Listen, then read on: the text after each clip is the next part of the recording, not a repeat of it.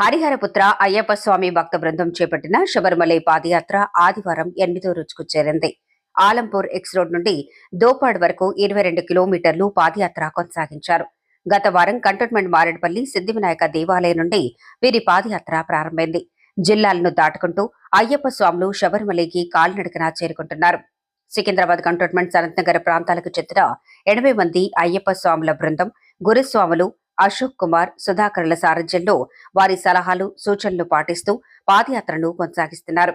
అయ్యప్ప స్వాములకు దారి పొడుగునా భక్తులు స్వాగతం పలికి వారి ఆశీర్వాదాలు తీసుకుంటున్నారు. మార్గ మధ్యమంలో అల్పాహారం, భిక్షను అయ్యప్ప స్వాములు తయారు చేసుకుని అందరూ కలిసికట్టుగా పూజా కార్యక్రమాల్లో భక్తి శ్రద్ధలతో పూర్తి చేస్తున్నారు. వారం రోజులుగా రాష్ట్రాలను దాటుకుంటూ వెళుతున్న అయ్యప్ప స్వాములు కొందరు పాదాల నొప్పులతో ఇబ్బంది పడుతుండగా మరికొంతమంది స్వాములు వారికి సహాయంగా నిలుస్తూ పాదాల నొప్పుల నివారణకు సహాయాన్ని అందిస్తున్నారు. అలుపు సలుపు లేకుండా స్వామివారి పాటలు, కీర్తనలు పాడుకుంటూ పాదయాత్ర కొనసాగించడం జరుగుతుందని గురుస్వామి తెలిపారు. कितने लोग हैं आपको? 12 दिन 12 लोग